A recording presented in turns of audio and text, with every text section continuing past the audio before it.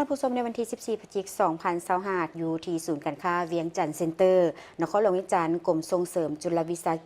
กิจขนาดน้อยและกลางกระทรวงอุตสาหกรรมและการค้าได้จัดกองประชุมเผยแพร่ในหัวข้อผลิตภาพแบบทั่วถึง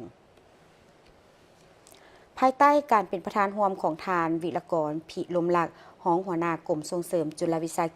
กิจขนาดน้อยและกลางกระทรวงอุตสาหกรรมและการค้าและปริญญาเอกอินดาพารณาสิงกาวินาตาเลขาธิการใหญ่ขององค์การผลิตภาพแห่งอาซีหรือ APO โดยมีผู้ต่างหน้าจากบรรดากรมกระทรวงเกี่ยวข้ององค์การจัดตั้งสากลประธานสมาคมมุสลิมของลาวสถาบันการศึกษาสมาคมธุรกิจและธนาคารธุรกิจเข้าร่วมซึ่งจุดประสงค์ของกองประชุมในครั้งนี้เพื่อเผยแพร่ถึงความสำคัญของเวียกงานผลิตภาพเพื่อการพัฒนาประเทศชาติการจัดตั้งปฏิบัติที่มีประสิทธิภาพความสามารถทางการแข่งขันของหัวหน่วยวิสาหกิจกำลังแรงงานและการพัฒนาความสามารถของบุคลากรในทั่วภาคพื้นอาซีแปซิฟิกโดยเฉพาะแมนการสนับสนุนการบรรลุคาดหมายที่วางออกตามวิสัยทัศน์ขององค์การ APO ฮอดปี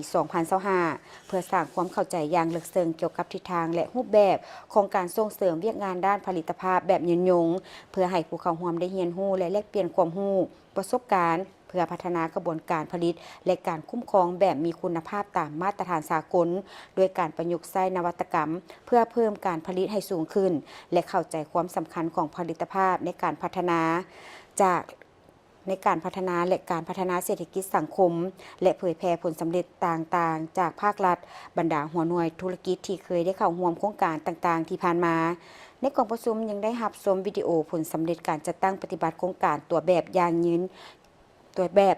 ยืนอาหารฮาลาลนำเสนอคู่มือที่นำใช้ในการจัดตั้งปฏิบัติบทเรียนที่ได้รับและปัจจัยความสำเร็จในการยกระดับผลิตภาพเพื่อการรับรองฮาลาลและการสนทนาแบบคณะจากผู้เชี่ยวชาญจากองค์การผลิตภาพ APO